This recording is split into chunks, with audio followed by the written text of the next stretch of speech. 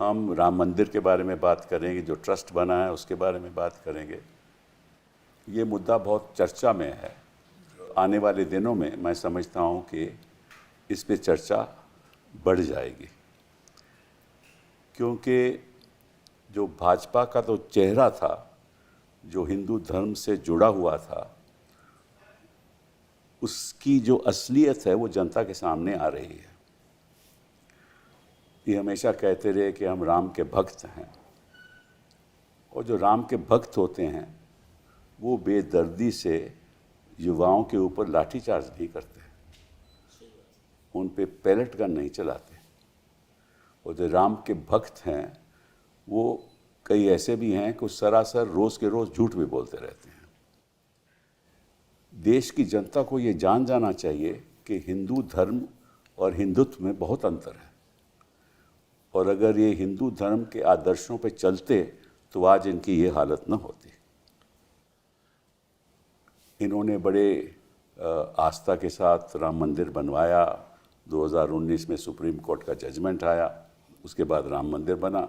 और आज के दिन तो ये भी एक आरोप है कि राम मंदिर की कंस्ट्रक्शन में भी कोई घोटाला हुआ है। उसका फिर इनॉग्रेशन हुआ, प्रधानमंत्री जी ने खुद किया जनवरी 2024 में। और फिर उसके बाद एक विसल ब्लोअर ने, महिपाल सिंह ने, जो यहाँ का मंदिर ट्रस्ट का अकाउंटेंट था, उसने खुलासे किए कि यहाँ बड़ी गड़बड़ हो रही है, पैसों का खेल हो रहा है। संजय सिंह जी ने, जो आज हमारे साथ हैं, उन्होंने बताया कि जब ये उस समय ज़मीनें बेची गई तो किस तरह से इन लोगों ने वहाँ भी पैसे बनाए। मतलब ये ज़मीन तो एक दाम पे खरीदी और बहुत भारी दाम पे उसको बेचा, ट्रस्ट ने उसको ख़रीदा। तो इसमें भी बड़ा घोटाला है। कितना घोटाला है, कितने हद तक है, ये जानकारी तो है नहीं। कुछ लोग कहते हैं कि हज़ारों करोड़ का है, कुछ कहते हैं नहीं ये तो 80 लाख से ही सीमित है। ये चर्चा हो रही है। और फिर सरकार ने, योगी जी ने SIT बना दी, और SIT बनाई बिना FIR के, उस पर भी चर्चा हुई। उसके बाद फिर जब FIR हुई तो अगर कोई विपक्षी दल के प्रति होती तो निश्चित रूप से ECR हो जाती, पर आज तक तो ECR कोई हो ही नहीं। उससे भी साफ जाहिर है कि ये लोग ये जो इन्वेस्टिगेशन करेंगे ये इनके बचाव के लिए करेंगे। खैर देखते हैं, क्योंकि सुप्रीम कोर्ट ने SIT के कुछ लोग भी बदल दिए हैं, तो देखते हैं कि किस हद तक सच्चाई सामने आती है। और एक बात और, मैं क्योंकि आज मुझे मौका मिला है स्पष्टीकरण करने का, व्यक्तिगत तौर पे मैं स्पष्टीकरण करूं कि इनका एक झूठ हमेशा रहता है कि मैंने सुप्रीम कोर्ट में राम मंदिर के बारे में बहस की और विरोध किया। मैं तो वहाँ वकील भी नहीं था। जब बहस का वक्त आया तो राजीव धवन साहब ने वहाँ बहस की थी, मैंने नहीं की थी। तो मैं इन राम भक्तों को बता दूं कि सच बोलने से आप ही की प्रतिष्ठा बढ़ेगी। तो मेरे साथ आज 3 ऐसे लोग हैं जो इस मुद्दे को अच्छी तरह से जानते हैं। तो सबसे पहले तो अवधेश जी, आपका बहुत बहुत स्वागत है यहाँ हमारे साथ रहने का। आप 9 बार तो MLA रह चुके हैं अवधेश जी, और founder member of Samajwadi party हैं। फैज़ाबाद से आप मेंबर ऑफ पार्लियामेंट है, उसमें अयोध्या भी जुड़ा हुआ है, और नेशनल सेक्रेटरी हैं समाजवादी पार्टी के। LLB हैं लखनऊ यूनिवर्सिटी से, और आपकी जो पॉलिटिकल जर्नी है वो 21 साल की उम्र में शुरू हुई, और भारतीय क्रांति दल में भी आप रहे चौधरी चरण सिंह जी के साथ। फिर आप 7 बार सुहावल कंस्टिट्यूएंसी आप मेंबर रहे, MLA, फिर मिल्कीपुर से। और जब सरकार बनी थी यादव साहब की, मुलायम सिंह जी की, आपने कई मंत्रालय संभाले थे, तो आपको इसकी जानकारी है। आप यहीं हैं, अयोध्या में बैठे हैं, तो बहुत बहुत धन्यवाद आपका आने का। Rajiv ji, you wear so many hats, कि आप जर्नलिस्ट भी हैं, आप पॉलिटिशियन भी हैं, खूब बढ़िया पॉलिटिशियन हैं। आप सबसे संबंध अच्छे रखते हैं, आपको जानकारी, जितनी बारीकी जानकारी आपको है शायद ही किसी को होगी। साथ में आप क्रिकेट के भी आज BCCI के वाइस प्रेसिडेंट हैं, और क्रिकेट से तो आपका लगाव रहा, कई वर्षों से आपका लगाव रहा।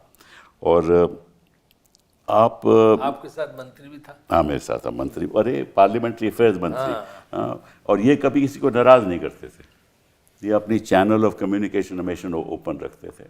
तो इसीलिए, और हमारे टाइम में जब हमारे डॉक्टर मनमोहन सिंह के खिलाफ वो 2G का मामला खड़ा हुआ, तो मुझे याद है कि डॉक्टर मनमोहन सिंह हमेशा पार्लियामेंट में रहते थे और ये लोग, विपक्ष के लोग 2 मीटर की दूरी पे, 2 फीट की दूरी पे वेल में रहते वेल थे। में रहते कभी थे। ऐसा नहीं हुआ कि डरे हो और ना आए हो। और आज के दिन ना प्रधानमंत्री यहाँ आते हैं सदन में, ना हमारे गृह मंत्री जी आते हैं। खैर वो बात तो अलग है। 1970 में आप जर्नलिस्ट बने, MA इकोनॉमिक्स हो आप, एंड लॉ डिग्री आपके पास है, और फिर आप जनसत्ता में आपने काम किया, पॉलिटिकल एडिटर रहे संडे मैगजीन के, फिर संडे ऑब्जर्वर में आपने काम किया, फिर एक फ्रंट फुट आपने एक कॉलम था, वहाँ पर आप लिखते रहे, फिर रूबरू आपका जी का प्रोग्राम था, टीवी का प्रोग्राम।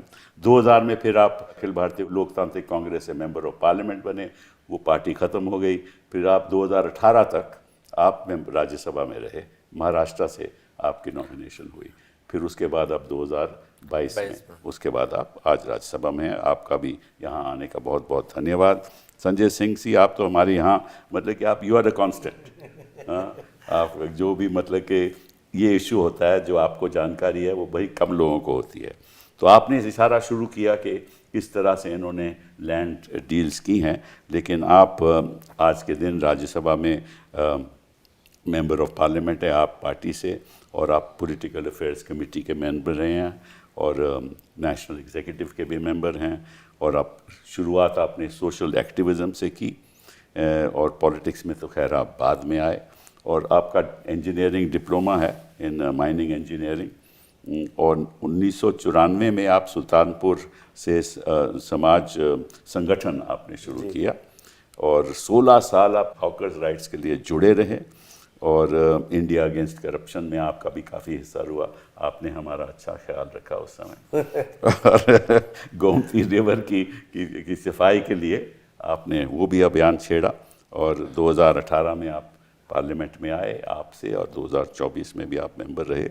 और कुछ आपके साथ, क्योंकि आप इतना बोलते हैं, 6 बार सस्पेंड भी हुआ। 6 बार सस्पेंड हुए, और भी कुछ हुआ, उसके बारे में हम जाएंगे नहीं आज के दिन। तो सबसे पहले अवधेश प्रसाद जी आपसे शुरू करते हैं। वहाँ राम मंदिर में ये जो आरोप लग रहे हैं, कितनी सच्चाई है और कितना ये रूमर है, असलियत क्या है? सर, हम आपके प्रति बहुत आभारी हैं कि एक बहुत बड़ा मुद्दा जो आज पूरे देश में गूंज रहा है, और करोड़ों लोगों के जो धर्म से जुड़े हैं, प्रभु श्री राम के प्रति आस्थावान हैं, वहाँ पे चंदा चोरी, चढ़ावा चोरी। नृपेंद्र मिश्रा जी ने तो उसको डाका की संज्ञा दी है, तो पूरी तरह से सच्चाई है। अच्छा, पूरी तरह से सच्चाई है। और जब से ये माननीय उच्चतम न्यायालय ने निर्णय दिया कि मंदिर बनने का, तब से वहाँ की ज़मीनें बहुत महंगी हो गई। अच्छा, और वहाँ की ज़मीनों को किसानों से कौड़ियों के दाम पर, और कौड़ियों के दाम, करोड़ों की ज़मीन कौड़ियों के दाम ली गई, और बाहर के लोगों को बसाने का काम किया गया। और चंदा का सिलसिला तो शुरू से ही चल रहा था, जब से मांग चल रही थी कि हाँ मंदिर बने, मंदिर बने। न जाने कितनी चांदी की ईंटें वहाँ चढ़ाई गई थी, और वहाँ पर रखी गई थी, जहाँ पर इनके कार्यसेवक किसी समय में इकट्ठे होते थे, कारसेवापुरम में। जी हाँ। उसका कहीं कोई पता नहीं। आपको लोग बताते हैं कि उसको नींव में डाल दिया गया है, जबकि ऐसी बात नहीं। और मंदिर निर्माण में इतना घोटाला हुआ है, अच्छा, कि जो रस्सी होती है, कारीगर ऊंचाई में बनाते हैं, पाड़ बनाते हैं, और पाड़ को रस्सी से बांधते हैं, बांधते बांधते बांधते ऊंचाई तक ले जाते हैं। रस्सी जो 50 रुपये किलो, अच्छा, उसको इन्होंने 2500 रुपये किलो में खरीदा। क्वालिटी उसकी बेहतर होगी शायद, 2500 रुपए किलो की। हाँ, दिखाया है। अच्छा, और यहाँ तक कि मंदिर निर्माण के समय कमीशन खोरी भी, यहाँ तक भी आया है कि 40% अनिल मिश्रा की बात कर रहा है। अनिल मिश्रा ने हाँ 40% कमीशन की मांग की है। तो सर ये कितनी चौंकाने वाली बात है, कितनी तकलीफदेह बात है कि प्रभु श्री राम का जो बना मंदिर और उस मंदिर में मंदिर निर्माण से ही चोरी शुरू हो गई और ये कहते हैं कि मंदिर हमने बनवाया, जबकि सच बात है मंदिर तो माननीय उच्चतम न्यायालय के निर्णय से बना। जी हाँ। और यही बात पहले से चलती रही। माननीय नेताजी आज दुनिया में नहीं है, उन्होंने कहा था कि मंदिर अयोध्या में बने, सोने का बने, लेकिन या तो आपसी समझौता से बने या तो न्यायालय का आदेश से बने। यही सवाल माननीय अटल बिहारी वाजपेयी जब इस देश के प्रधानमंत्री हुए तो उनके सामने भी मंदिर की बात रखी गई, तो उन्होंने भी यही कहा मंदिर बेशक बने लेकिन न्यायालय के आदेश से या तो आपसी समझौते से। तो माननीय उच्चतम न्यायालय में अंततोगत्ता न्याय आदेश कर दिया और ये मंदिर बनने लगा। कोई भी सरकार देश में होती, किसी की भी सरकार होती, तो माननीय उच्चतम न्यायालय के आदेश का पालन करना होता और मंदिर निर्माण, और ये खामखा अपने ऊपर कि हमने मंदिर बनवाया। और यहाँ तक ये आगे बढ़ गए 24 के चुनाव में इन्होंने कहा कि हम राम को लाए हैं, उंगली पकड़ के बैठाए हैं, जी हाँ। Nobody will believe. करेक्ट। दुनिया का कोई व्यक्ति विश्वास नहीं करेगा कि राम को लाने वाले भाजपा के लोग हैं। और यहाँ तक कह दिया कि हम राम को लाए हैं 24 के चुनाव में, राम हमें लाएंगे, तो राम तो उनको लाए नहीं, राम तो आपके सेवक अवधेश प्रसाद को लाए। जी हाँ। और यही नहीं, जहाँ जहाँ से प्रभु श्री राम गए थे चित्रकूट तक, सारी सीटें इनकी हारी हैं। फैजाबाद 54 फैजाबाद अयोध्या जनपद, हमें वहाँ के देवतुल्य मतदाताओं ने जिताया। प्रभु श्री राम की कृपा ने, हनुमान जी की कृपा ने, सरजू माई की कृपा ने, देवतुल्य मतदाताओं की कृपा ने, हमारे नेता माननीय अखिलेश जी की कृपा ने, और बाराबंकी जीती। जी हाँ। कांग्रेस के अलायंस में। बगल में ये हमारी सुल्तानपुर जीती, बगल में प्रतापगढ़ जीती, बस्ती जीती, इलाहाबाद जीती, चित्रकूट जीती। जी हाँ। तो सारी सीटें ये हार गए। और कहाँ कहते थे प्रभु हम, और ये कहते थे, इनको इतना घमंड था कि 80 में 80 पास, क्या क्या कहते थे। और जबकि 37 सांसद आज माननीय अखिलेश जी के नेतृत्व में पार्लियामेंट में हैं, जी हाँ। और 6 सांसद इंडिया गठबंधन के तहत कांग्रेस के हमारे हैं। 37 + 6 43 आउट ऑफ 80, 43 तो निकल गए। भारतीय जनता पार्टी हारना अयोध्या से ही हार चुकी है, उसका सिलसिला। तो जहाँ तक आपने मेन सवाल पूछा कि सत्यता क्या है, बिल्कुल सत्यता है। और यहाँ तक कि फैजाबाद अयोध्या के लोगों को, प्रभु श्री राम के लोगों को उजाड़ा गया। न जाने कितने लोगों के घरों को उजाड़ दिया गया। ये मंदिर पे इन्होंने किया। हाँ।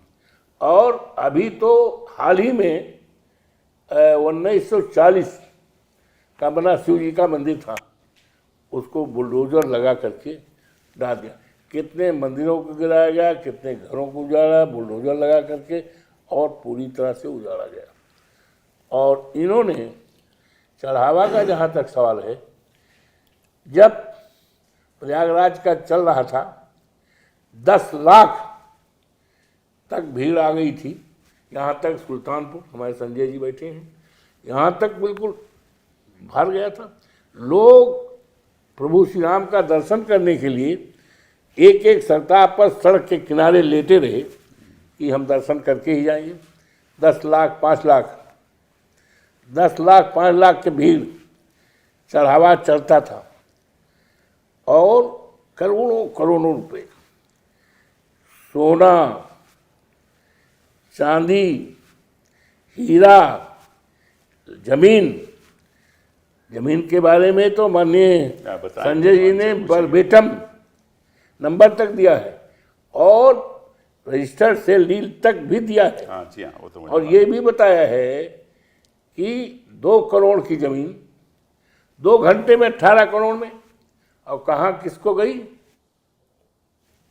जो हमारे ट्रस्टी लोग हैं। तो इससे बड़ा भ्रष्टाचार, इससे बड़ा बेईमानी जिसकी कोई दुनिया में कोई काट नहीं। राजीव जी आपसे पूछना चाहता हूँ अलग होकर इस मुद्दे से कि ये जो मूवमेंट राम जन्मभूमि की शुरुआत जो हुई थी, अडवाणी जी ने की थी, इसके पीछे राम के प्रति आस्था की वजह से या कोई इसमें राजनीतिक दृष्टिकोण था? मैं तो पहले जो आपने आपके शुरुआत में जो बात कही, मैं उससे भी सहमत नहीं हूँ कि ये कोई हिंदुओं के हित के लिए काम करते हैं या ये कोई हिंदूवादी है। ये सिर्फ वोटवादी है। इनको सिर्फ वोट के लिए, अगर मुसलमान से वोट मिलता तो उसके पर कर लेंगे। मुफ्ती मोहम्मद के शहीद के साथ सरकार किसने बनाई थी, और फिर जब टूट गई तो फिर उसको बता दिया कि वो तो बिल्कुल देश विरोधी है। तो जहाँ भी वो सांसद जो कट्टर मुस्लिम हैं और उनको आप कट्टरवाद कहते, तो ज़रूरत आज पड़ी उनको शामिल करा ले रहे हैं। तो ये कोई हिंदूवादी नहीं है, इनको वोटवादी हैं कि जिससे वोट मिलना उसका। तो इन्हें लगा कि हिंदू और राम के नाम पे वोट मिल जाएगा, तो उन्होंने ये शुरू कर दिया। तो वो सब पूरा आंदोलन भी उसी तरह से किया। तो कोई आस्था नहीं है। आप देखो पूजा पाठ में समझता हूँ विपक्ष के लोग ज़्यादा करते, ये कैमरा लगा के नहीं करते। सब अपने घर में चुपचाप पूजा पाठ, इनसे ज़्यादा धार्मिक है, इनसे ज़्यादा जानते हैं हिंदू धर्म के बारे में, शास्त्रों के बारे में, वेदों के बारे में, लेकिन उसका तमाशा नहीं करते। यहाँ जो भाजपा का नेता आपको मिलेगा मंदिर में दर्शन बाद में करेगा, पीछे मूर्ति होगी, फोटो पहले डाल देगा, मतलब भगवान की तरफ पीट करके। उसको पब्लिसिटी चाहिए ताकि वोट मिले, ताकि कहें हमें भगवान के नाम पे वोट मिल जाए, राम के नाम पे वोट मिल जाए। वो सिर्फ इनका है। तो अयोध्या में भी पूरा यही था कि इनको, इसीलिए शिलान्यास हड़बड़ाहट में किया गया, वो शिलान्यास को या वो प्राण प्रतिष्ठा, क्योंकि 24 का लोकसभा आ गया था, तो जल्दी जल्दी उसको किया गया। तो उसका तो बड़ा विरोध हुआ, और मंदिर पूरा बन नहीं पाया था, उसको जल्दी से करके किया गया। अयोध्या के जो लोग थे उनको बुलाया नहीं गया वहाँ, हमको नहीं बुलाया किनारे। हाँ, और वो बाहर से बड़े बड़े फिल्म स्टार, उद्योगपति, ये सब आके वहाँ पे जमा हुए। तो पूरी इवेंट थी। इवेंट बाजी में तो मास्टरी है कि कैसे शो आयोजित करना है, तो इनकी वो है। अब ये जो बात है असली, इसमें जैसा अवधेश बाबू ने भी कहा कि ये बहुत बड़ा मतलब आस्था पे चोट लगी, बहुत लंबी चोरी है, कोई साधारण नहीं है। हजारों करोड़ की आपके हिसाब से चंदा चोरी, तो चंदा तो तब होता है जब मंदिर बनना था, मंदिर के बाद चढ़ावा होता है। तो अभी तो चंदा और चढ़ावा दोनों है, तो कितना है उसका अंदाजा लगाना आपको मुश्किल है। लेकिन एक महिपाल सिंह है जो वहाँ पे अकाउंटेंट था, उसका जो उसने जो रहस्योद्घाटन किया और SIT को भी उसने लिख के दिया, आप उसको पढ़ लीजिए। किसी ने उसको सोशल मीडिया पर पूरा उसका ये चल रहा है, उसमें बड़ा स्पष्ट है कि कैसे सारा पैसा निकाल के विश्व हिंदू परिषद के दफ्तर में कारसेवकपुरम में जाता था, वो विश्व हिंदू परिषद के कार्यक्रमों में खर्च होता था, वो लोगों के घर, उनके जो वो थे उनके घर बनाने में। तो मेरा सवाल ये है कि आप मंदिर के ट्रस्ट में क्यों रहना चाहते हो? क्या लालच है कि राजनीतिक दल से जुड़े लोग मंदिर के ट्रस्ट में रहे? आप दे दो सनातन धर्म का, आप कहते हो हम सनातन धर्मी है, तो 5 शंकराचार्य और 5 वैष्णवाचार्य, इनका सनातन बोर्ड बना के उनको मंदिर दे दो, चला। वो नहीं देंगे, अपने लोग लगाएंगे। रामलाल को उठाया तो श्यामलाल को लगा देंगे, श्यामलाल को नहीं गिरधारी लाल को लगा देंगे, हमारे लोग रहे, ताकि चंदे पे कंट्रोल रखें। आपने एक चीज़ और नोटिस की होगी कि इन्होंने ये पहली राजनीतिक दल ने मंदिर प्रकोष्ठ बनाया। आज तक अकाली दल ने गुरुद्वारा प्रकोष्ठ बनाया नहीं। आज तक केरल में मुस्लिम लीग ने कभी मस्जिद प्रकोष्ठ बनाया नहीं। यहाँ मंदिर प्रकोष्ठ क्यों? योजना थी कि बड़े बड़े मंदिरों के ट्रस्टों पे कब्जा करो, फिर वहाँ अपने लोग सरकार की मदद से घुराओ, वहाँ से चढ़ावा निकालो और उस पैसे का इस्तेमाल अपने संगठनों को चलाने के लिए करो।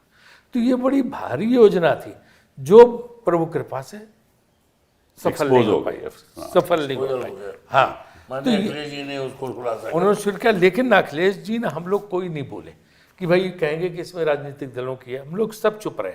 जब यूपी गवर्नमेंट ने एसआईटी बनाई और लोगों की गिरफ्तारी होगी, एफआईआर लगा दी, एफआईआर के बाद फिर फर्ज बनता सबका कि एफआईआर होने का मतलब कि वहाँ पे गड़बड़ी हुई है, चोरी हुई, अपराध हुआ है, तब फिर राजनीतिक दलों का फर्ज है कि बोले कि अब बताओ आप। इसलिए हमने मांग की कि supreme court monitored, supreme court की देखरेख में कोई कमेटी जांच करे इसकी, और इसमें आप 20-20, 30-30 हज़ार रुपए की तनख्वाह वाले लोगों को उठा के बंद कर दो, उससे काम नहीं चलने वाला। इसमें जो है, जब सैकड़ों करोड़ों की बात हो रही है, तमामों का सोना चांदी ये सब गायब होने की बात हो रही, तो 20-20, 30 हज़ार तनख्वाह वाले ले जाएंगे क्या वो कर्मचारी? तो ये जो है सुनियोजित बहुत बड़ी योजना थी। इसमें जो है बेवजह इसमें ये है कि उनको बस पकड़ के बात ख़त्म कर दो, तो ये जो है नहीं होने वाला है, इसको नहीं ख़त्म होने देना चाहिए। और जो एक्चुअली इसके जो है, जो लाभदायी हैं, जिन्होंने फ़ायदा लिया है, उन पे जो है सख्त कार्रवाई नहीं चाहिए। और ये ट्रस्ट जो है, इसमें एक भी इनके आदमी नहीं रहने चाहिए, क्योंकि जनता के चंदे से बना है, इसमें कोई बीजेपी और इनके लोगों को कोई पैसा नहीं लगा है, तो इसलिए जनता के चंदे से बना है, तो इसलिए इसमें ऐसे लोग रहने चाहिए जो एक्चुअली अच्छे जो है सुना है कि सनातन बाकी धर्मी है। मंदिरों में भी आरोप लग रहे हैं कि वहाँ भी ऐसा काम हो रहा है। हाँ, और मंदिरों में अपने लोग घुसाने की कोशिश कर रहे हैं, तो ये सब तो अब जगह जगह ऐसी बातें शुरू हो गई। तो ये जो है यहाँ पे जो है वो जो शंकराचार्य हैं, वैष्णवाचार्य, उनका ट्रस्ट बनना चाहिए, इनके कोई नहीं रहने चाहिए, ना इनके हाथ में पैसा होना चाहिए। अभी भी इन्होंने क्या किया देखा ना जी, एक कमेटी की मीटिंग की, उसमें कहा कि भाई धार्मिक काम ये करेंगे, मैंने पूजा पाठ आरती के लिए अयोध्या के कुछ संतों को लगा दिया, लेकिन ट्रस्ट का पैसा प्रशासन वो हमारे पास रहेगा। ये क्यों होना चाहिए आपके पास? वो दो ना धार्मिक लोगों को, संतों को, वो नहीं दे रहे। संजय जी, आपने तो मतलब कि बड़ी बारीकी से ये खुलासे किए हैं कि किस तरह से ज़मीन जो दाम था उनका बहुत कम था और मंदिर ने बड़े करोड़ों में उसी ज़मीन को ख़रीदा, तो आप ज़रा हमें बताइए। देखिए सर, पहली बात तो ये समझना होगा कि इसमें 1-2 ज़मीनों का घोटाला नहीं हुआ, इसमें तमाम ज़मीनों को खरीदने का घोटाला हुआ है। और अगर आपका कोई कैमरामैन वहाँ पे जाएगा, अवधेश जी तो वहाँ के सांसद हैं, आप अगर देखेंगे कि ज़मीनें ही इन्होंने कहाँ पे खरीदी है तो आपको हंसी आएगी। प्रभु श्री राम का मंदिर जहाँ पर है, उससे 5 किलोमीटर 6 किलोमीटर दूर पे ज़मीनें इन्होंने खरीदी हैं। अच्छा। जिसका कोई लेना देना नहीं है। यानी कि मंदिर के कार्य में उस जमीन का इस्तेमाल कैसे होगा, इसका कोई जस्टिफिकेशन इनके पास नहीं है।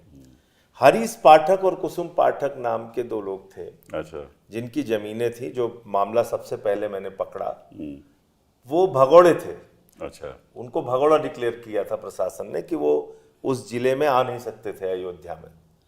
तो वो आए एक दिन, और उन्होंने एक दिन आके अपनी जमीन 2 करोड़ रुपए में सुल्तान अंसारी और रवि मोहन तिवारी को बेच दी।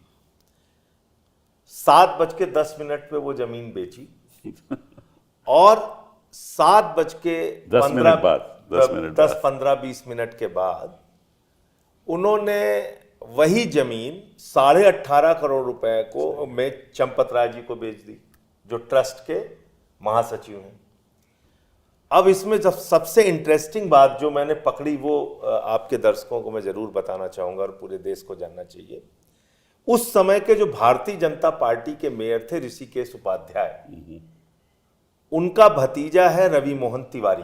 अच्छा, और सुल्तान अंसारी एक जमीन और बिल्डर का काम करने वाला व्यक्ति है। दोनों ने कुसुम पाठक और हरीश पाठक से 2 करोड़ रुपए में जब जमीन खरीदी 7:10 पे एक ही तारीख में, उसमें गवाह कौन है? ऋषिकेश उपाध्याय और अनिल मिश्रा, यानी ट्रस्ट का सदस्य और भाजपा का मेयर उस समय का, वो गवाह है 2 करोड़ रुपए की खरीद में। और 5 मिनट के बाद जब वही जमीन 18.5 करोड़ रुपए की बेची जा रही है राम मंदिर को, राम मंदिर ट्रस्ट को, चंपत राय जी को, उसमें गवाह कौन है? उसमें भी गवाह ऋषिकेश उपाध्याय और अनिल मिश्रा है। तो ये सीधा केस था। मैं एक कागज देखा तो मैंने एकदम हैरान हो गया। मैंने कहा ऐसे कैसे हो सकता है? मतलब ऐसी इतनी तेजी से तो न्यूयॉर्क में भी जमीन का रेट नहीं बढ़ेगा, बस जो न्यूयॉर्क में होता है तो टोक्यो में भी नहीं बढ़कर बढ़ेगा। यहाँ करते हैं आप। टोक्यो में भी नहीं बढ़ेगा इतनी इतनी तेजी से जमीन का रेट की 2 करोड़ की जमीन 5 मिनट में 18.5 करोड़ की हो जाए, 5 मिनट में 16.5 करोड़ रुपए जमीन का दाम बढ़ जाए। फिर जमीनों के कागजात हमने तलाशने शुरू किए। अच्छा 26 कागजात इस वक्त मेरे पास है। अच्छा। और जब मैंने एसआईटी से समय मांगा कि भाई हमें जमीन घोटालों के कागजात आपको देने हैं, वो उसके लिए समय दे दीजिए, तो 13 कागजात मैंने उनको दिए, 13 दस्तावेज। अच्छा। और देने के बाद एक एक कागज के बारे में मैंने उनको डिटेल बताया। फिर मैंने उनसे पूछा कि इसकी जांच आप करेंगे? तो कहने लगे साहब हमें तो जो आदेश हुआ है वो चढ़ावे के चोरी की जांच करने का आदेश। जब उसके बाद तो तो मैंने कहा फिर आपने क्यों बुलाया मुझे? योगी जी तो कह रहे हैं दूध का दूध पानी का पानी हो जाएगा, खूनम खून लालम लाल हो जाएगा, आप तुरंत आइए और दस्तावेज दीजिए और कागज दीजिए और बाहर बकवास मत कीजिए, जो कहना है एसआईटी के सामने कहिए। तो मैं तो आपके सामने कागज देने आया हूँ, आप कह रहे हैं कि इस पर हम आगे कार्रवाई करेंगे या नहीं करेंगे, इसका तो हमें मैंडेट नहीं है। तो वो 13 दस्तावेज वहां पड़े रह गए। अब दूसरी एसआईटी बन गई, वो कह रही हम सब जांच करेंगे। बिल्कुल। इनसे भी टाइम मांग लिया कि साहब बचे जो कागज हैं वो दे दीजिए। अब जो कुछ बड़े घोटाले हैं वो आपके दर्शकों को जरूर पता चलना चाहिए। एक जमीन है 1 करोड़ 73 लाख रुपए की। अच्छा। वो जमीन ट्रस्ट ने खरीदी 24 करोड़ रुपए की। ओ। एक जमीन है 9 करोड़ रुपए की, वो 55 की खरीदी। वो जमीन खरीदी 55 करोड़ 55 रुपए करोड़। की। और ये जमीन, दोनों जमीन मंदिर से करीब करीब 6 किलोमीटर 5 किलोमीटर दूर पे है, जिसका कोई लेना देना नहीं। ट्रस्ट मंदिर क्यों खरीद रहा था इतनी दूर जमीन? उसका इतनी क्या काम दूर है? जमीन क्यों खरीद रहे हैं? वो किस काम की है वो जमीन? नहीं, वो कहते हैं कि भैया हम मंदिर का जो सिलसिला है और बढ़ाना चाहते हैं। नहीं तो वहां बढ़ाएंगे ना, 6 किलोमीटर जहां पे सर सिलसिला मंदिर है वहां पे बढ़ाएंगे ना। इनकी दूरदृष्टि आप समझे नहीं, इनको इनकी दूरदृष्टि है। अब ये अगले 20 साल के सोचते हैं आप, मतलब के नहीं तो वहां कैसे, सवाल मतलब पूछ रहे वहां कैसे पहुंच जाएंगे? वहां कैसे पहुंच जाएंगे? मैंने तो कई टीवी चैनल वालों को कहा, मैंने कहा भैया जहां जमीन खरीदी है गडकरी जी सड़क बना देंगे। वो मतलब दिल्ली में मंदिर ठीक बने, है। उसकी जमीन अब गाजियाबाद में देखिए खरीद दी जाए। उसमें जो सबसे इंटरेस्टिंग बात है, उसी जगह पे उससे बेहतरीन और अच्छी जमीन उत्तर प्रदेश की योगी सरकार ने अधिग्रहित किया। जब यूपी सरकार ने, योगी जी ने वो जमीन अधिग्रहित किया तो किसानों को दिया 4 लाख रुपए बिस्वा। अच्छा। और हमारे दरिया दिल ट्रस्ट वालों ने, राम मंदिर के चंपत राय जी ने उसी जगह पे उससे कम उपयोगी जमीन 48 लाख रुपए बिस्वा खरीदी सर। ओ ऐसे। और मजेदार बात आप सुनिए, लोढ़ा बिल्डर्स नाम की एक मुंबई की कंपनी है, उसने वहां पे किसानों से जमीनें खरीदी 3,50,000 रुपए की, और वो जमीन वो बेच रहा है 1 करोड़ 80 लाख रुपए। सांसद जी गलत कह रहा हूं सही बात। 1 करोड़ 80 लाख रुपए में बाकायदा एडवर्टीजमेंट करके बेच रहा है। तो इस प्रकार से आप वहां पे पूरा एकदम, और एक स्तर पे चोरी नहीं हुई सर, ये बात हमें समझनी होगी। जमीन में घोटाला, निर्माण कार्य में घोटाला, आभूषणों में घोटाला, चढ़ावे में घोटाला, 4 प्रकार के घोटाले हुए हैं। और हजारों करोड़ रुपए इकट्ठा किया गया है। भारतीय जनता पार्टी के विधायक, सांसद, मंत्री, उत्तर प्रदेश के अधिकारी, अलग अलग विभागों के अधिकारी, उनका पैसा बंधा हुआ था कि आपको इतना देना है, आपको इतना देना है, आपको इतना देना है। और सीना ठोक के विधायक और सांसद और मंत्री कहते थे भाई मंदिर का निर्माण है, पैसे दो। पैसे दिया लोगों ने, खूब जम के पैसे दिया, चलिए उसमें कोई बात नहीं। जब निर्माण कार्य होने लगा तो मंदिर के निर्माण कार्य के लिए जो एस्टिमेटेड कॉस्ट थी वो 3 गुना बढ़ गई। 800 करोड़ 800 करोड़ से 2200 करोड़ हो गई। 2200 करोड़ हो गई। यस। 3 गुना बढ़ गई। तो ये कॉस्ट कैसे बढ़ी? इसका कैसे, कौन सा सामान आपने जैसे बताया 50 रुपए की रस्सी 2,500 रुपए में, क्वालिटी अच्छी लगा रहे होंगे। ठीक है सर, तो वो रसीद दिखा देना। अच्छा। जो ईंट 10 रुपए की, 2,500 थोड़ा। नहीं मैं कह रहा हूं सर, चलिए ठीक है आपकी अच्छा, बात एक कोई मुफ्त मार्बल मैं दे कह रहा रहा हूं था। सर आपकी बात पर, एक दिलीप सिंह राठौर है, अच्छा। उनका नाम शायद दिलीप सिंह राठौर है, उन्होंने कहा मैं मुफ्त में मार्बल देना हाँ, चाहता हूं। और अच्छी क्वालिटी का। बोले खाली हमें ट्रांसपोर्टेशन आप दे देना, मैं आपको मार्बल देना चाहता हूं। उनका मार्बल नहीं लिया गया और पैसे से खरीदा गया मार्बल। 4 गुना दाम पे। 4 गुने ज्यादा दाम। वो मुफ्त चीज देते नहीं है जब अब मैं ये कह रहा हूं सर कि अगर आप कह रहे हैं कि ठीक है क्वालिटी अच्छी थी, 10 रुपए की ईंट आपने 50 में खरीदी है कि 100 में खरीदी है, किस क्वालिटी की खरीदी है, उसकी तो कोई रसीद होगी ना, वो रसीद दिखा दीजिए। अब निर्माण समिति के अध्यक्ष कौन है? नृपेंद्र मिश्रा जी, जिसका जिक्र सांसद जी कह रहे थे। उन्होंने कहा डकैती हो गई साहब, तो डकैती हो गई तो आप ही तो अध्यक्ष हैं, उनकी देख देख में आप ही तो अध्यक्ष हैं, आप बता दीजिए कहां कहां डकैती हुई है। इतना तो करिए भगवान श्री राम के चोरी का खुलासा करने के लिए, कम से कम इतना तो कीजिए, बताइए कहां डकैती हुई है। आप वो बताने के लिए तैयार नहीं। बताया किसने? दीनानाथ वर्मा इंजीनियर ने बताया। उसने कहा साहब अनिल मिश्रा 40% कमीशन मांगते थे, 40% कमीशन। उन्होंने डिनाई किया वैसे। और पूरा एकदम से इसमें पूरा एक गिरोह बना हुआ था। अनिल मिश्रा, ऋषिकेश उपाध्याय भारतीय जनता पार्टी का मेयर, रवि मोहन तिवारी उसका भतीजा, खुद चंपत राय, और उनके साथ वो गैंग जो कह रहे हैं ना 20-20 हजार के कर्मचारी। ये 20-20 हजार के कर्मचारी किसने रखे सर? इन्हीं अनिल मिश्रा ने उन 20-20 हजार के कर्मचारियों को रखवाया एसबीआई वालों से कह के। बाकी तो प्रक्रिया होती है, किसी को चढ़ावे के काम में आप लगा रहे हैं। महिपाल सिंह कौन था? विश्व हिंदू परिषद और आरएसएस का कट्टर कार्यकर्ता, जिसने आके कहा कि मैंने अटल जी के लिए भी प्रचार किया है, मोदी जी के लिए भी प्रचार किया है, विश्व हिंदू परिषद के लिए भी काम किया है, राम मंदिर आंदोलन में भी काम किया है, मैं ये चढ़ावे वाले काम में आपका सहयोग करना चाहता हूं। उसने चोरी देखी अपने आगे 2018 में, और जब चोरी उसने देखी तो पहली शिकायत उसने गोपाल जी से की, जो वहां पे कर्नाटक के आरएसएस के व्यक्ति बैठाए गए थे। उन्होंने कहा ठीक है इसको देखते हैं। फिर एक कोई मीटिंग हो रही थी, उसमें महिपाल सिंह खड़ा होकर बोल देता है सारी बात। फिर उसको बुला के डराया जाता है अनिल मिश्रा और गोपाल के द्वारा, धमकाया जाता है कि तुमने चढ़ावे में चोरी की बात मीटिंग में कैसे बोल दी। और 3 दिन के बाद उसको चंपत राय जी बुलाते हैं, कहते हैं जाओ देश के लिए कोई दूसरा कार्य करो, भागो यहां से। उसको भगा दिया जाता है। इसलिए महिपाल सिंह ने ये सारे खुलासे सामने किए। उसके बाद मैंने जमीन के घोटाले के सारे कागजात रख के उसका खुलासा किया, लेकिन उस पर भी कोई कार्रवाई नहीं हुई। तब जाग गए होते तो शायद ये बात नहीं होती। तो जो ये कहा जाता है कि चंपत राय जी तो बड़े सीधे, बड़े उच्च विचार के और बड़े ईमानदार व्यक्ति हैं, आप मुझे बताइए इतने दिनों से उनकी देखरेख में ये सारी चोरी बेईमानी चल रही है, उनको कुछ पता नहीं? वो टीचर रहे हैं, वो 2 करोड़ की जमीन 18.5 करोड़ में हस्ताक्षर कर रहे हैं, उनको पता नहीं चला?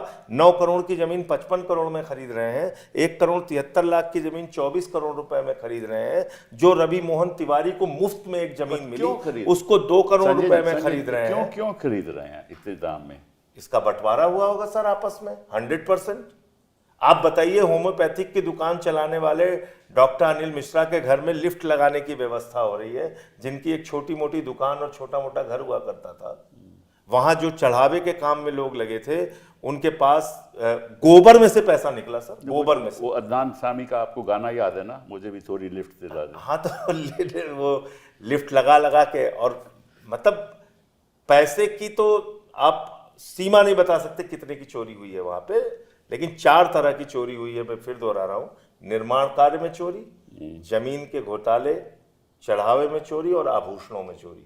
आभूषणों की चोरी का तो आप अंदाजा नहीं। एक पूर्व गृह सचिव महोदय सामने आए थे कुछ दिन पहले कैमरे पे, उन्होंने कहा था 1 किलो सोने से जड़ी हुई रामायण हमने भेंट की थी, और वो रामायण कहाँ चली गई उसकी रसीद आज तक नहीं दी गई। आप रामायण चोरी कर रहे हैं, आप पादुका चोरी कर रहे हैं, आप चांदी की ईंटें जो बड़ी श्रद्धा के साथ लोग दे रहे हैं उसको चोरी कर रहे हैं, आप हार चोरी कर रहे हैं प्रभु श्री राम की देन है। और बार बार वो लोग कह रहे हैं भाई रसीद तो दे दो, रसीद दे दो, रसीद आप नहीं दे रहे। कार सेवकपुरम में मॉरिसस तक से चांदी की ईंटें और जवाहरात लगी हुई ईंटें आई थी, उसको आज तक उसका कोई लेखा जोखा नहीं, पता नहीं।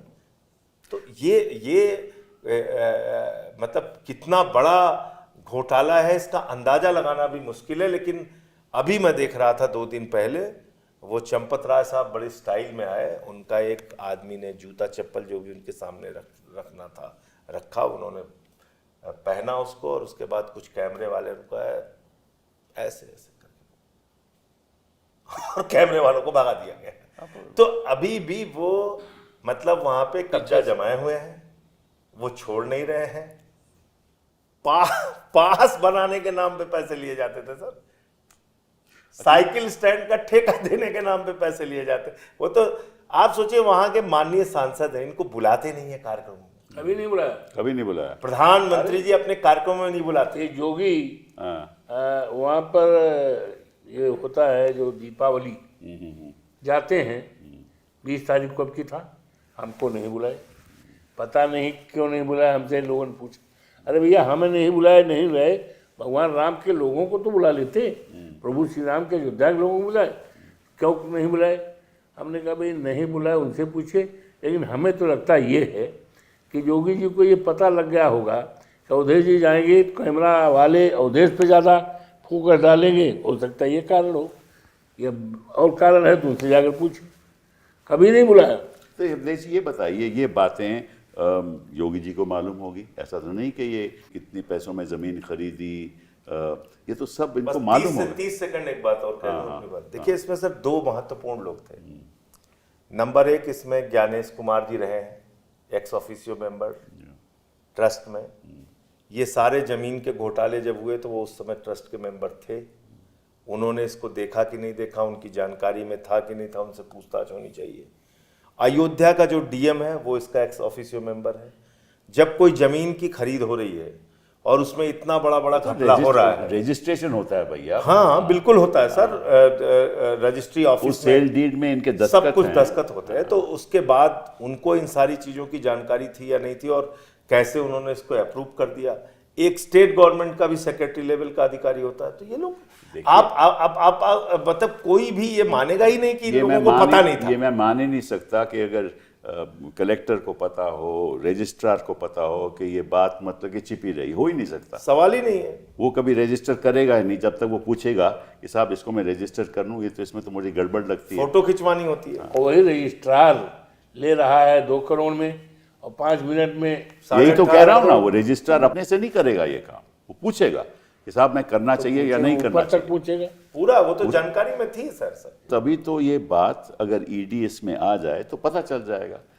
ईडी तो लागू करेगी नहीं, क्योंकि इसमें वो उन्होंने छिपाना है। और एसआईटी पता नहीं कितना टाइम लेगी। एसआईटी तो कई मामलों में बनी, आपको मालूम है। अब इसमें उसका सर कोई नतीजा क्या विपक्ष का निकला? एमएलए एमपी होता तो ईडी पहुंच गई होती है। एग्जैक्टली, यही तो कह रहा हूँ। तो वहां तो कोई विपक्ष इसके- का इसका MLA नहीं, है। और लोग नहीं है, लोग अभी भी अपने लोग चाहते हैं। ये बड़ी समस्या है कि हमारे विश्व हिंदू परिषद संघ के लोग वही लगे। क्यों भाई, अगर आप साफ सुथरे रहना चाहते हो तो हटाओ उनको, दे दो शंकराचार्य को और जो है वैष्णवाचार्य को, वो चलाए मंदिर। आपको क्यों? आपको भगवान राम से अगर आस्था है, आस्था नहीं तो कोई बात नहीं है। और फिर सबसे बड़ी अब चीज तक ये, ट्रस्ट क्यों नहीं बंद किया गया? और ट्रस्ट का जो कोषाध्यक्ष है वो साफ साफ कहता है कि हमारी कोई दस्तखत नहीं है हमारी जानकारी में, हमारे कोई संज्ञान में हम कभी गए ही वो नहीं, पूना रहते हैं। और पुनः रहते हैं। आखिर किस बात गोविंदगिरी। के लिए आप बाबा कोषाध्यक्ष बने हो? गोविंदगिरी। अब देखो संजय जी जो बोल रहे थे अवधेश जी, दक्षिण भारत की महिलाओं का एक परंपरा होती है कि जब वो जाती हैं इस तरह जगहों पे, जो जेवर पहनी होती है उतार के जो है डाल देती है उसमें। उसका कोई हिसाब किताब ही नहीं। लाखों लोगों ने कितना जेवर डाला होगा, और सीसीटीवी कैमरा तो इन्होंने टनों सोना चांदी ये सब कहाँ गया पता ही नहीं।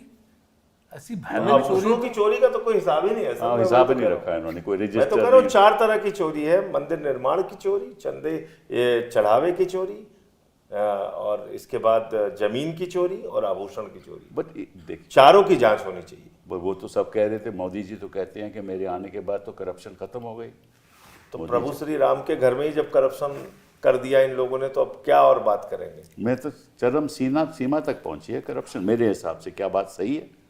देखिए, लोग तो सभी के, भाजपा के सांसद तक कहते हैं कि देश में बहुत मतलब माहौल खराब है, तो स्वयं वो लोग बोलते हैं। देश की सारी संपत्ति चंद पूंजीपतियों के हवाले आप करते जा रहे हैं। और क्या किस तरह का एक, जिसको कहते हैं सेंट्रलाइज्ड भ्रष्टाचार, केंद्रीकरण हो गया भ्रष्टाचार का इनके राज। मैं आपसे पूछूं कि अगर राम मंदिर में की कंस्ट्रक्शन में ये घोटाला हो रहा है तो हिंदुस्तान के, क्योंकि सारा इंफ्रास्ट्रक्चर का जो अब शुरू हुआ है ये इन्हीं के, मोदी जी के आने के बाद एयरपोर्ट बना दिए जहाँ कोई ट्रैफिक नहीं है, बट एयरपोर्ट बना दिए छोटी छोटी जगहों पे।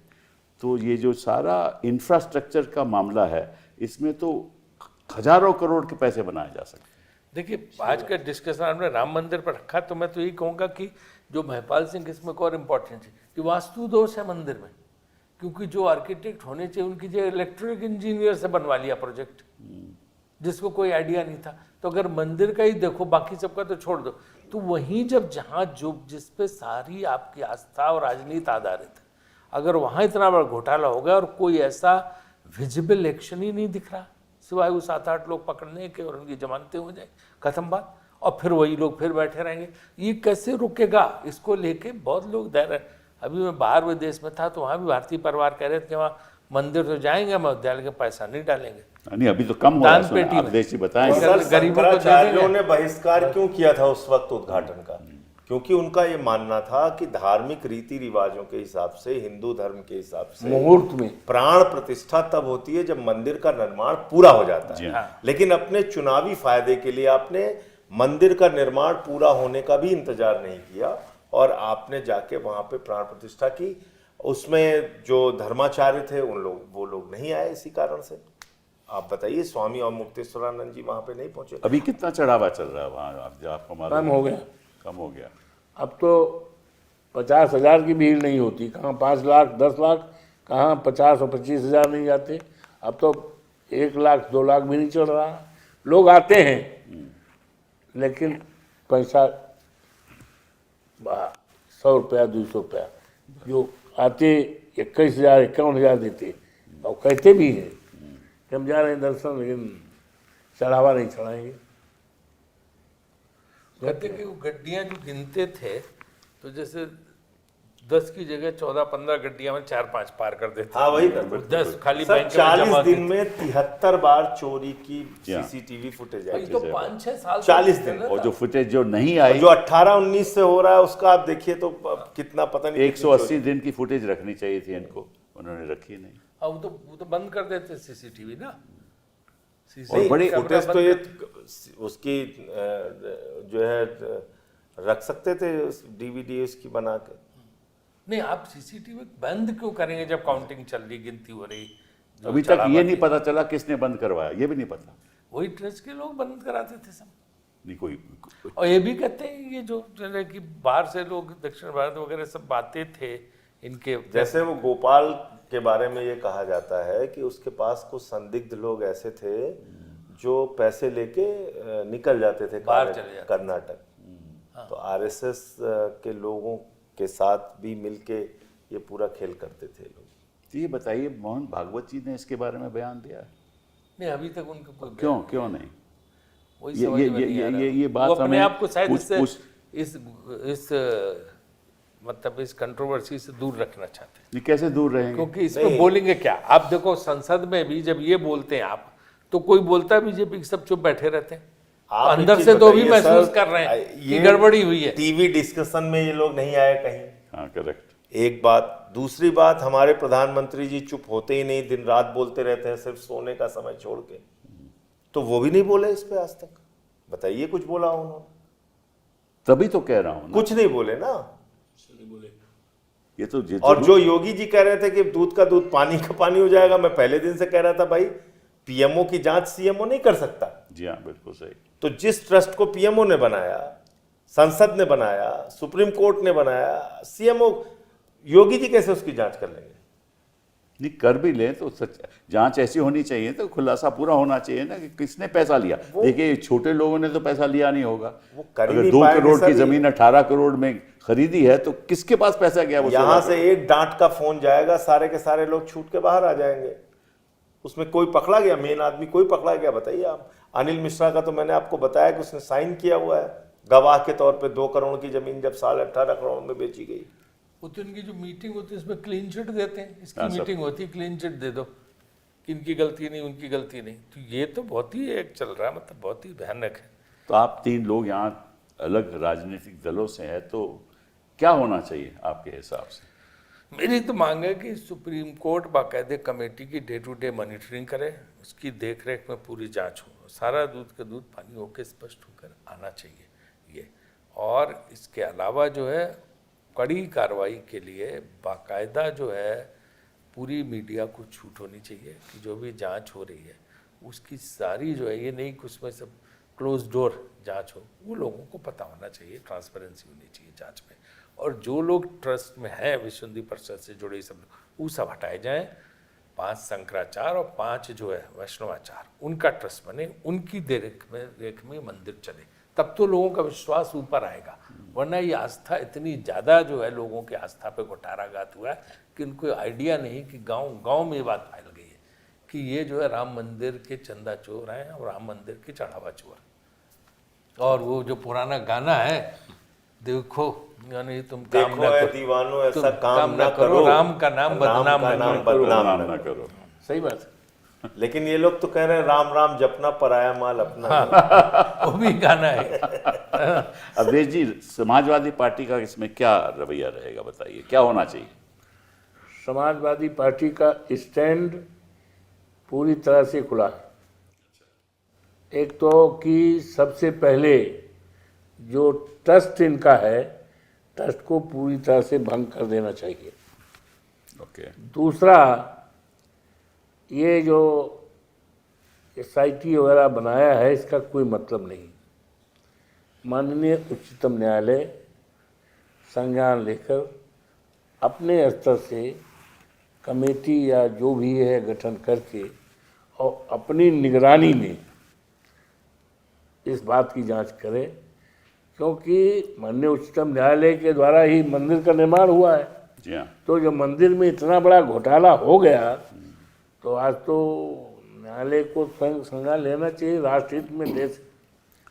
एक जज साहब को मतलब नियुक्त करना चाहिए इसी मामले में, ताकि वो मॉनिटर करें। और वो जज जो हों सेवानिवृत्त वाले ना हों, ऑन-चेयर वाले हों, जिनकी सर्विस बकाया हो 2-4 साल, ऐसे लोगों तभी कुछ पाएगा। और नहीं तो ये बचाएंगे, लेकिन प्रभु के दरबार में ये बच नहीं पाएंगे। तुलसीदास जी ने जो लिखा है, जब जब होए धर्म की हानि, बाढ़े असुर अधम अभिमानी, तब तब प्रभु किसी न किसी रूप में प्रकट होते हैं, उनका सर्वनाश करते हैं। तो वहाँ तो प्रभु स्वयं विद्यमान है। यदा यदा ही धर्म से ग्लानिर्भवत भारत, जब जब धर्म की हानि होती है तब तब किसी न किसी शक्ति का अवतार होता है। तो शक्ति तो प्रभु श्री राम के घर ही का मामला है, तो इनका नाश होगा। और नाश की शुरुआत मनवर अयोध्या से शुरू हो गया है। और 27 में निश्चित तौर से इनका पाप का घड़ा फूटेगा और बुरी तरह से पराजित होंगे, और वहीं से शुरुआत हो जाएगी, पूरे देश का सफाया हो जाएगा संजय जी से नेता के प्रयास से और सब लोगों के प्रयास से। संजय जी, आपका क्या? देखिए सर, ये बात बिल्कुल सही है कि उसमें धर्माचार्यों का ट्रस्ट होना चाहिए। उसमें कहीं से भी पॉलिटिकल लोग जिनका RSS से, BJP से कहीं कोई रिश्ता हो, VHP से कोई रिश्ता हो, ऐसे लोग तो बिल्कुल नहीं होने चाहिए, नंबर 1। बाकी मैं भी इस बात से सहमत हूँ कि सुप्रीम कोर्ट मॉनिटर्ड इंक्वायरी होनी चाहिए और समयबद्ध इंक्वायरी होनी चाहिए। एक टाइम लिमिट हो इंक्वायरी की कि भाई इतने दिनों में इस जांच को पूरा कर देना है। और मैं जब हम लोगों को गिरफ्तार किया था ED ने, तो हमसे कहते थे कि जो भी बोलिएगा ये CCTV में रिकॉर्ड हो रहा है, आप ध्यान रखिएगा, आपकी आवाज़ भी और ये वीडियो रिकॉर्डिंग हो रही। तो मैं कहता था ठीक है, पूछो जो पूछना है। तो इन लोगों से भी जो पूछताछ की जाए उसकी पूरी प्रॉपर रिकॉर्डिंग होनी चाहिए, और ज़रूरत पड़ने पे वो सार्वजनिक हो, पता तो चले किसने क्या किया है। सही बात। आपसे पूछूं राजीव जी कि क्यों ना इसमें कांग्रेस पहल करे और सब विपक्षी दलों को इकट्ठा लेकर एक याचिका दायर करे सुप्रीम कोर्ट में कि आपकी वजह से राम मंदिर बना था, हाँ, और वहाँ ये हो रहा है। तो हमारा ये सुझाव है कि पहले तो ट्रस्ट में सब लोग हटाए जाएं और धर्माचार्य रखे जाएं, और दूसरा आप एक नियुक्ति करो एक बेंच की जो इसको मॉनिटर करे। देखिए, इसमें तो सब जानते हैं इस बात को, उन्होंने तो श्रेय ले लिया, वरना शुरू से कांग्रेस पार्टी का स्टैंड था, जैसा कि अवधेश बाबू ने भी कहा, कि जो भी कोर्ट निर्णय देगी हम मान लेंगे। और जिस दिन निर्णय आया कि वो राम मंदिर वहाँ बनना चाहिए, उस दिन कांग्रेस की वर्किंग कमेटी उन्होंने कहा कि भाई वहाँ भव्य राम मंदिर का निर्माण होना चाहिए अयोध्या में। ये घोषणा कांग्रेस पार्टी ने अपनी वर्किंग कमेटी में की। किसी ने कोई विरोध नहीं किया। ये तो चाहते थे विरोध करें, उनको बदनाम करो। इंडिया अभी बोलते रहते हैं कि सब राम विरोधी, कोई राम विरोधी नहीं है। नहीं देखिए, तो एक बात आज आपने इस कार्यक्रम में आपने बोली और मुझे खुद भी नहीं पता था। देखिए, हम लोग इतने अपने आप को जागरूक कहते हैं, बावजूद इसके मैं आपके सामने इस बात को स्वीकार कर रहा हूं, पूरी आरएसएस बीजेपी की टीम आज तक किसी भी टीवी चैनल पे बैठती कहती कपिल सिब्बल ने मुकदमा किया था इसके खिलाफ। हाँ, झूठ बोलते। आज आप बोल रहे हैं। मैंने कभी पूछा भी नहीं आपसे कि जब इतना दावे से ये लोग कह रहे हैं, इतने अधिकार से झूठ बोल रहे हैं। मैं बताता हूँ हुआ क्या। राजीव दमन थे, तो राजीव सही दमन। होगा। मैं बताता हूँ। तो मैंने आज तक आपसे पूछा भी नहीं, इसीलिए हुआ क्या कि दिसंबर 6 को ये मैटर सुप्रीम कोर्ट में आया। तो उस समय मैंने कहा कि साहब ये मैटर अब इसको सुनवाई नहीं करो, क्योंकि इसमें इलेक्शन आने वाला है। 2019 का इलेक्शन आने वाला था मई में, तो आप उसके बाद कीजिए, नहीं तो इसका दुरुपयोग होगा, ये राजनीतिक दुरुपयोग होगा। तो सुप्रीम कोर्ट ने माना नहीं, तो फिर मैंने मुकदमे में जाना बंद कर दिया। तो जब बहस हुई, मैं वकील था ही नहीं, और फिर आज आप ये झूठ फैलाते रहे हैं। किसी आरएसएस बीजेपी वाले मुझे से ये पूछ मौका लीजिए मिला, तो। मैंने कहा स्पष्टीकरण कर दूं। देखो, मेरे ख्याल से अभी भी जो आपने सवाल किया, पॉलिटिकल पार्टी जाएंगी फिर उसको राजनीतिक बना देंगे। नहीं राजनीतिक साधु संत जाए और लोग जाए, गए हुए हैं सुप्रीम कोर्ट में लोग। नहीं, लेकिन ये बात अगर सब दल ये बात तो सब संसद में हर जगह कही जा रही है, विधानसभा सर में वगैरह देखिए, सब ये जगह। बात जैसे इनका जो एक पीडीए विरोधी चरित्र भी जो है वो भी कहीं ना कहीं निकल के सामने आता है। उत्तर प्रदेश के मुख्यमंत्री जाते हैं शिलान्यास में, उनके साथ राज्यपाल जाती हैं। देश के प्रधानमंत्री जाते हैं तो तत्कालीन जो राष्ट्रपति महोदय हैं रामनाथ कोविंद जी, वो नहीं जाते क्योंकि वो दलित समाज से हैं। अब आ जाइए, जब उद्घाटन होता है तो योगी जी जाते हैं, उनके साथ राज्यपाल जाती हैं। लेकिन मोदी जी जाते हैं तो फिर राष्ट्रपति जी नहीं आती हैं, क्योंकि वो महामहिम द्रौपदी मुर्मू जी वो आदिवासी समाज से हैं। जो स्थानीय सांसद हैं वो भी पीडीए समाज से हैं, इनको भी नहीं बुलाया जाता। तो ये भी एक जो इनका चरित्र है वो भी कहीं ना कहीं परिलक्षित होता है पूरे इनके घटनाक्रम में। आप देखिए, आज भी वो भेदभाव वाली सोच इनके अंदर। आप बताइए, क्या मणिपुर के राज्यपाल हैं मोहन भागवत जी, किस अधिकार से जाते हैं भाई वहां पे? कि नागालैंड के हैं, कि क्या उनका प्रोटोकॉल है, क्यों जाते हैं? वो जाएंगे, उनका प्रोटोकॉल बिल्कुल प्रधानमंत्री के बराबर है, स्थानीय सांसद नहीं बुलाया जाएगा। तो ये सारी चीजें भी जो है ये बताती हैं कि इनको प्रभु श्री राम से कोई लेना देना नहीं, इनका अपना अधिकार वहां पे जमाना है। देखो, हम हैं, ये देखो उंगली पकड़ लिया हमने भगवान श्री राम का, और गाना बन गया, जो राम को लाए हैं हम उनको लाएंगे। ये राम को लेके आए हैं, इतनी बड़ी औकात। अब बताइए, भगवान राम को उंगली पकड़ के, कोई इंसान ला सकता है? उंगली पकड़ के गाना बनवाया, परम ऐसे उंगली पकड़े हुए हैं भगवान श्री राम का, बाल अवस्था में भगवान श्री राम है, और मोदी जी की तस्वीर ब्रह्म पड़ी। परमेश्वर को कोई ला सकता क्या? श्री रामचंद्र कृपाल भजवन हरण भय दारुण, विश्व कंज गुरु है, कुछ लोचन भी कर कंज सकते। मुक्कर कंज पद कंज आरुण, बिना चेले वाले कंदर विश्व पगड़ गुरु है। कमिच्छो न नीलीर सुंदरम पटपीत मानो तड़ित रुसि नौमि जनक सुतावरम, भज दीन बंधु दिनेश दानो दैत्य वंश निकंदनम, और रघुनंद आनंद कंद कौशल चंद दशरथ नंदनम, और शिखर मुकुट कुंडल तिलक चारु दारु अंग भूषणम, आजान भुज सरचाप धृत संग्राम जित खरदूषण, खरदूषण को भी मार दिया था। तो जो है जिनका इतना बड़ा, उनको कोई ला सकता क्या? किसकी हैसियत है? किस तो मैं इंसान आपको एक और सुझाव किस देता हूं। इंसान की हैसियत है?